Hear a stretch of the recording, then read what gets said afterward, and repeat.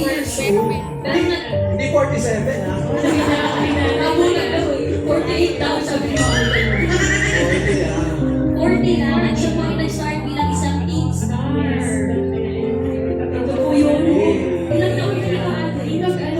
High school, 4-year high school. Tapos sa nag-start siya ng press namin na competition. Yung mga love-team, mga gano'n. Ilang taon ka na natin nung nalove team ka na? 17 na nag-start. 7, college pa talaga. Paano mo na nag-start na sa showbiz? Audition ako sa SSB. Paano ginawa mo sa audition? Acting. Umakting! Wala akong biodata kung ano man, talagang katawan ko lang. Sabi na doon, ay, audition ka na, alam si mama. Pumunta sa takas tayo. Sige, let's go. Audition na agad. Naalala paano oras kayo pumila kasi ang haba ng pila pa ba niya? Hindi ko hapon. In-announce ko sa isang time show. Tapos, kasi nigutan, bihis lang ako tapos ako. So, parang sinuleta naman. Yes. 40 na, nandito ka rin. Kay Lord, Oo, kabataan natin yun mga kabataan. Kabataan natin. grabe naman naman ko yung Virginia. Ako na ni Mami. Mami Virginia is 47 na. Mami Virgin. Kita tayo mamaya. Hindi ko matanggap. See you later. Pero ate, nung ang panahonan ng peak ng career mo, kinailangan niyo pong tumigil nung panahon na yun. Nag-focus talaga ako sa kids. Wala yung ganun talaga. Dinedicate yung time ko for them. Sa family.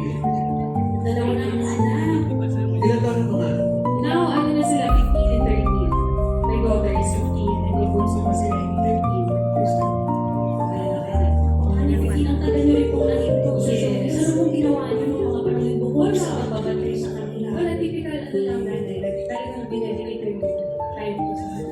So yung anak mo na mga 15, approaching, malapit na mag 17, kung tulad na nag-start ka. Oo. Paano pag sinabi niya gusto niya rin artist? Well, basta ano lang lang ko. Basta tapusin mo ang pag-aaral mo. You want to enter show business, sige, support mo lang. Pero tapusin mo rin ang pag-aaral. Studies mo. Siyempre, yun yung na-miss ko eh, yung time ko. So, ayaw mo naman na daanan din nila yun. So, tapusin lang mo. Tapusin mo. Pero ngayon nga ba, after 15 years, balik showbiz. Nagbabalik! Yes!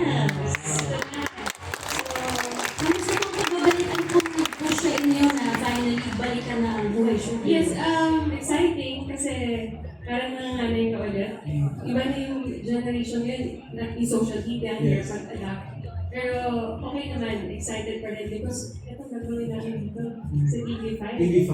Talagang major comeback ng Marvin.